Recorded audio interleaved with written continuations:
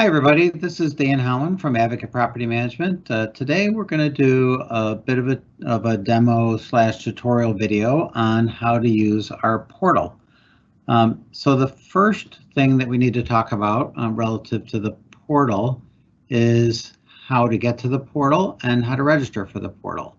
So to get to the portal, you simply go in your web browser and type in portal.advocatepm.com, hit enter,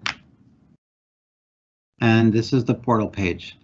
If you have a website with your community, then you may see on the menu selections a login selection that actually will bring you to this page. So you can either go there directly, or if you have a website in your community and you have a login menu item, you can get to the screen that way as well. So on this login screen, you're going to click on login. And right now, you typically would not have a login, a username and password to put in here. So if you don't, you may have been given one. We did broadcast out an email to all the communities, to anybody that we had an email address with a temporary email and password. You can use that if you already have it, but if you don't have anything, that's fine. All you have to do is click sign up.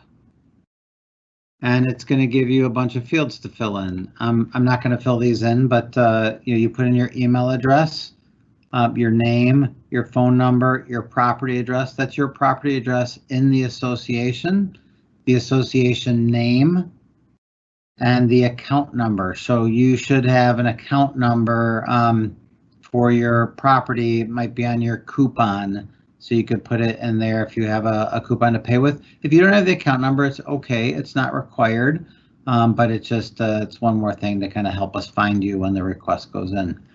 So once you click on create, then it's going to send our team a message that you want a portal login, and they will respond back to you with the email address and the temporary password to get into the portal. And then you'll have your login information, and you can go back to that login screen and just put that information in there. So you see I just click login again, and usually that's a pretty quick during business hours, Monday through Friday. They should get back to you pretty quickly with that, and then you'll be on your way with getting into the portal. So that's how you register for the portal. If you have any questions, you can call the office at the main support number and press 0, and a customer service person can help you through it all. So so don't be intimidated by it. It's actually very easy. We have people that help you if you need help. So so with that, I'm going to switch now to the portal page so that I can show you a little bit about the portal. So this is the page that would typically show up first when you log in the portal. You'll notice on this page that the association name is Presidential Valley right here. So your association name would show up here. And then here is the name of the homeowner. In this case, it's George Washington. So, so this is a test portal that we have that our property managers and customer service people can use to try things out. And if you call in with a problem, they can actually mimic your site and see what you see to help you out. So so if you call in and you say you're having a problem, you don't understand something that's in the portal, they can actually look at exactly what you're looking at and see if they can help you out. The other thing I want to mention is there's over here, these are the owner options, homeowner options. These are also things that the homeowner has access to, but these are board options that board members would have. So when you log in, you will not see those. You'll only see these two sections right here. So the first screen we have is the My Account screen. And this is probably going to be a popular one. So you'll see that the setting shows last 60 days. You can change it. You can also download the report if you want to. So any homeowner can get this. You see also here we have the submit a request.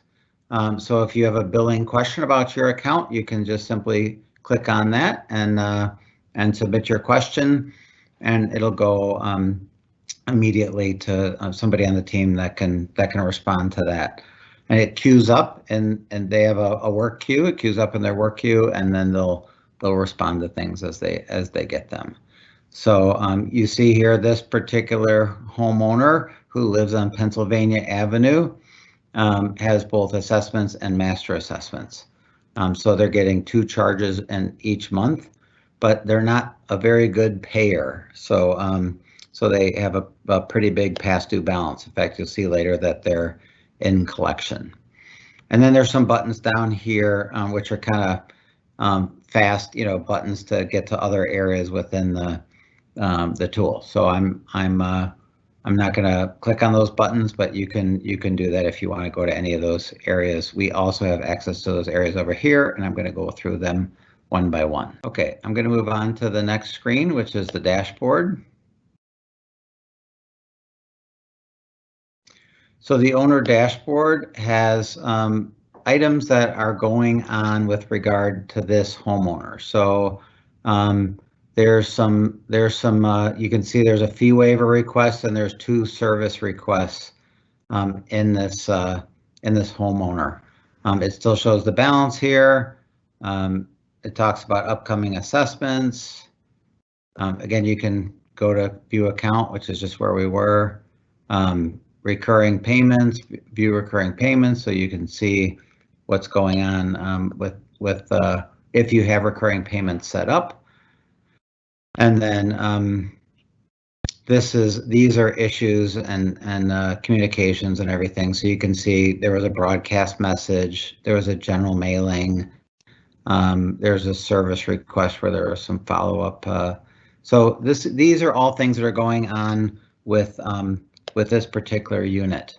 As I mentioned last time, we have the ability, if the homeowner owns multiple units in the same association, they can toggle between the different units and see what's going on with each unit. And if they happen to have a unit in another association we manage, they'll also be able to change associations and look at the units in the other association, all within the one login screen. So it's nice for owners, that maybe investor owners that have a lot of units in the area. Next, I'm going to go to make a payment. So this is where a homeowner would set up their payments. So there's auto draft. So they can click on that and put in the information to sign up for auto draft. Auto draft, we draft the payment on a certain date. And so so that one is more controlled by us as to when we execute the auto draft. But we do it typically, I think, around the 10th of the month is when the auto drafts go out. There's a one-time e-check.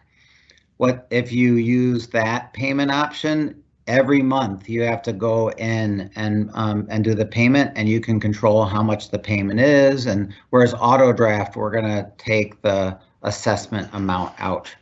One-time e-check, you can control how much you're paying and what date you're paying it on.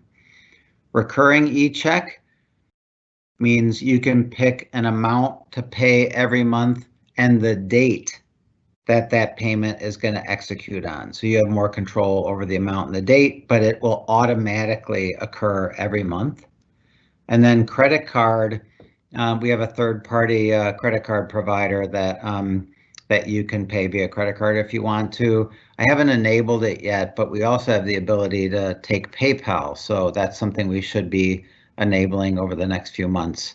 And then we'll change the description on that button to say credit card / PayPal.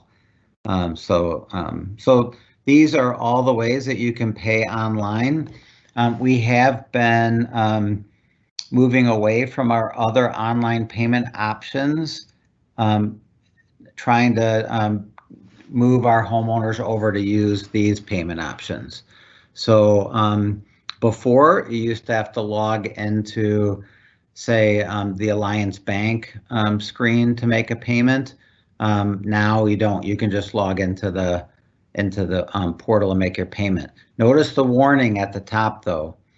If you already have an automatic payment set up previously, you have to make sure that that's disabled before you put a payment in here, or you'll end up paying twice. So that's why we put this warning up here to make sure that. Also on our website, where it directs you to the portal to make payments, it also has warnings on there about that. Okay, we'll keep going. My items.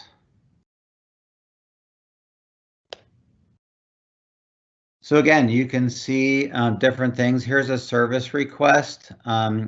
This is the step. So in action items, there's actually a workflow, and the step currently is on the action item is currently on a step called follow-up, and it's about alligators in the pond behind my house.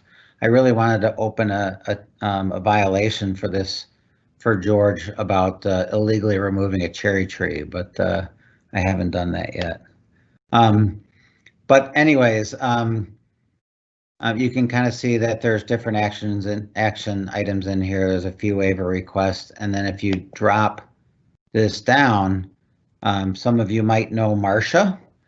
So Marcia, there was a message from Marcia, and hopefully it's so she sent George a message saying your fee waiver request has been sent to our accounting team for processing. This request may require the approval of the board. Basically, we will notify you as soon as the decision's been made in this matter. So we're really using the system to communicate with homeowners, and when we use the system to communicate with homeowners and they use the system to communicate back to us, all the communication gets recorded against that action item and stays there for historical purposes.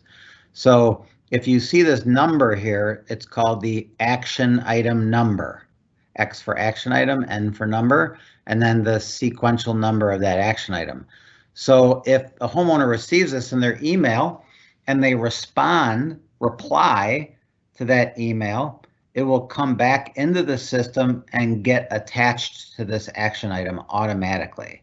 So you really want to be responding to the emails that are coming to you and not sending a separate email, without this XN number in it. Otherwise, the system can't attach that communication to the action item. We'll still get it, but it won't get attached to the action item. So it's a nice way to communicate if both sides are doing it that way. So. I didn't mention, but there's also this reply button. So that's how the homeowner can easily communicate on any one of these items.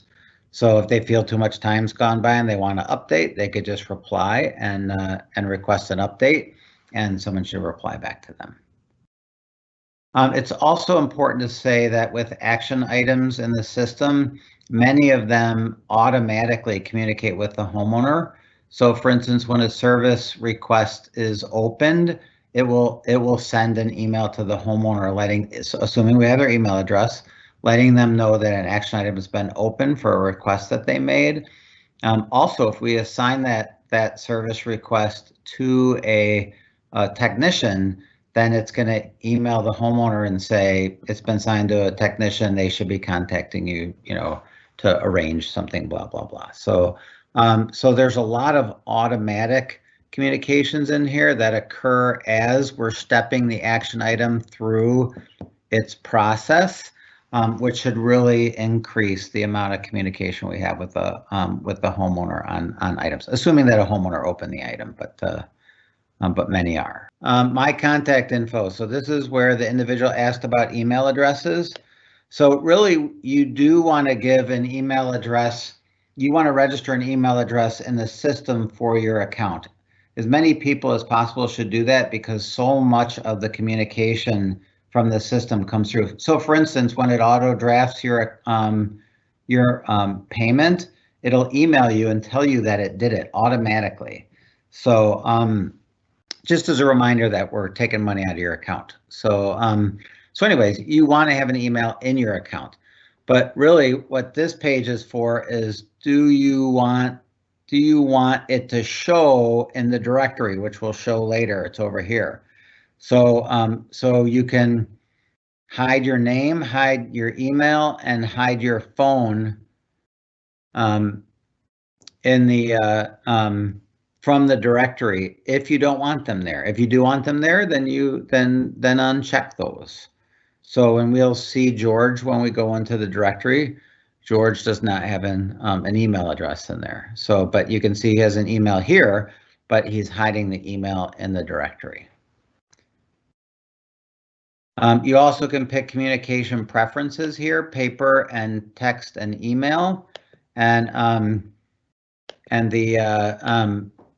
the system then in action items where we allow the homeowner to pick their preferred communication method, it'll look at these settings to decide whether to which way to communicate with them. Also, mailing address, you'll see that you can have multiple mailing addresses. So if you're a snowbird and your address changes for several months out of the year, you can actually switch your mailing address in here. So, and then of course, if you make any changes, update contact information. So, so you can you have some control over the information. We didn't have this before, so it's kind of a nice feature. Okay. My login. So my login is really just being able to change your password. So you can do that in the screen. I'm just going to move along quickly with that one. ARC request. An ARC request is an architectural. So ARC is Architectural Review Committee. So every association should have an architectural review committee. Many times in smaller associations, it's either one or a couple of board members. In larger associations, you could have a group of homeowners with maybe a board member liaison that reviews all architectural requests. So it's not real prevalent in condominiums, meaning you don't get a lot of them in condominiums, but in homeowners associations, you get a lot of them. So an ARC request would be typically if you're going to make a modification to the outside of your home that has to be approved by the association. So you would submit it that way. There's typically a process in the declarations of the association on how those have to be approved. So this is where somebody can make an ARC request into the system, and so you can see the data that they have here, and here's the ARC form, so they can download and fill out the appropriate ARC form and attach it. And then they can attach other documents here that one of the nice things about when someone submits an ARC request this way is that if some documents are missing, we can communicate back and tell them they're missing. If they attach those documents and respond back, like I talked about before with that XN number in the subject line, those documents will automatically get attached to the ARC request. So it's just a nice way to do it. Again, they can mail everything in if that's the way they've been doing it in the past. So that's, that hasn't gone away. It's probably important to say that we haven't gotten rid of anything. We're just adding different ways to communicate with us. We still have the phone if anybody wants to call on the phone. It's not meant to replace that. We just want to provide different means for people to communicate with us, and they can choose whatever they're comfortable with.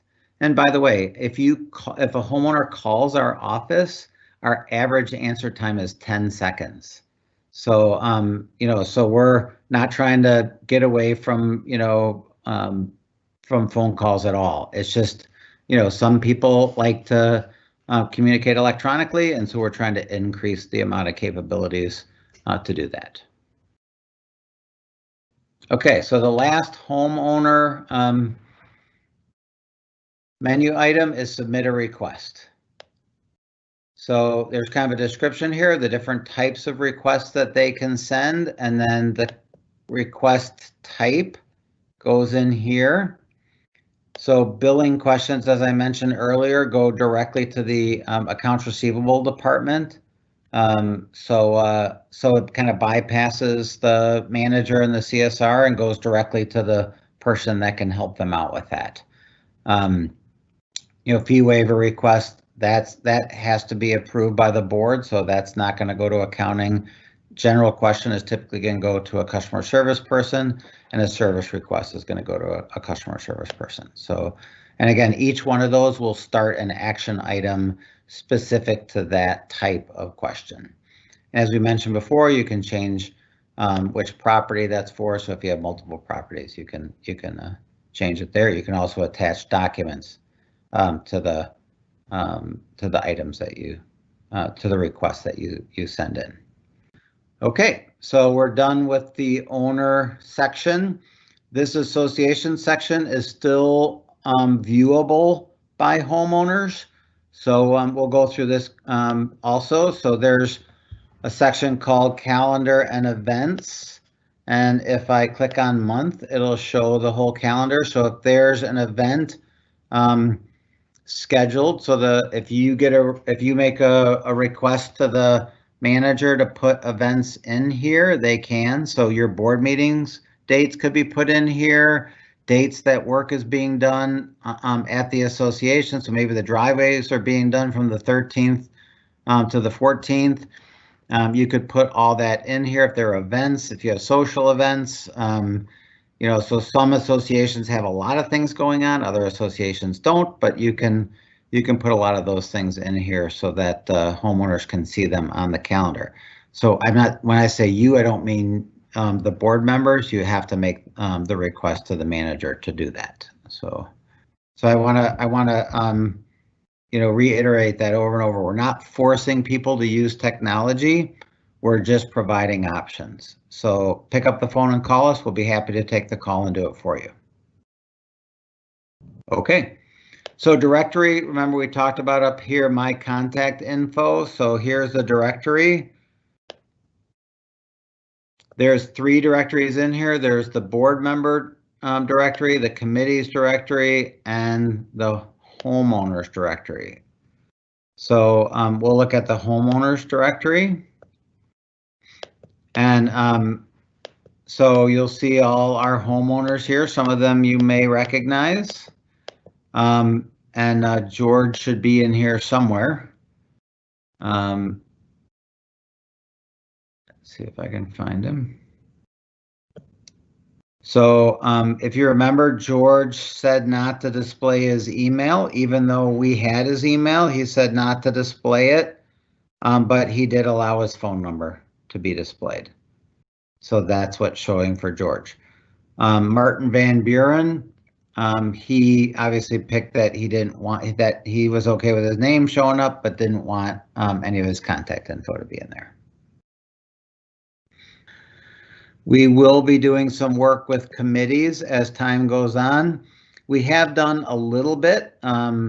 So if Cindy is your property manager, I know Cindy's been doing some, we call them pilots, where she's kind of enabling some features for some people to just try it out and see what problems we run into. So eventually we'll be making that available to anybody. So for instance, if you do have an architectural review committee, we can put those members in here.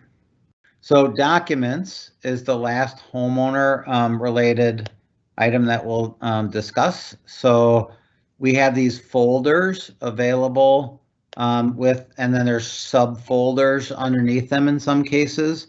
We can add custom folders for things for your association if we don't have a place to put them.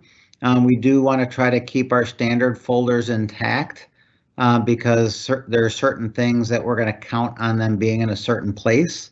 But like I said, we can create other folders if you'd like. So the manager has the ability to do that, and we can put documents in those folders.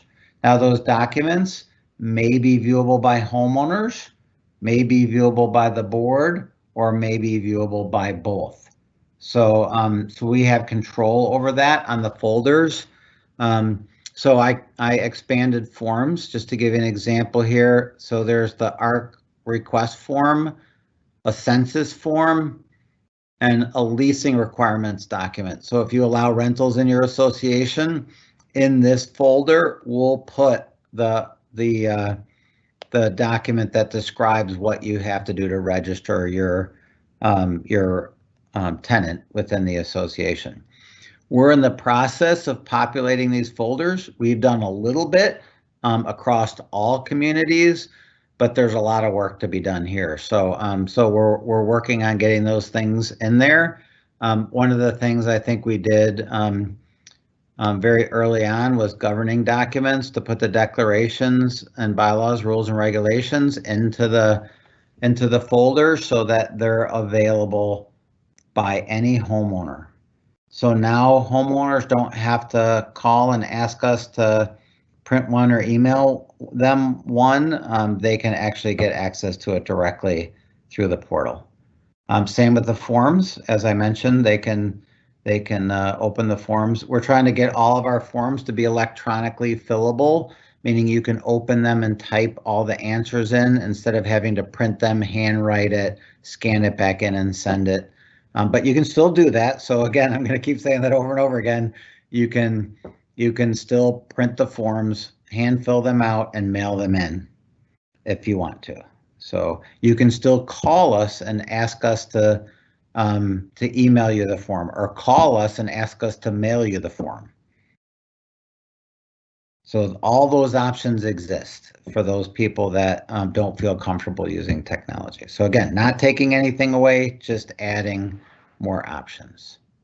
So that wraps up our session today for the menu options for homeowners and our portal. Hopefully that's going to help you out a little bit with using the site. If you have problems with anything, of course, as I mentioned at the beginning, you can always call and ask for help, and our customer service people can actually bring up your portal page and look at what you're looking at and see if they can help you out. So you have plenty of support here. You have this video, and I think you'll be very successful with using this system if you just spend a little bit of time with it.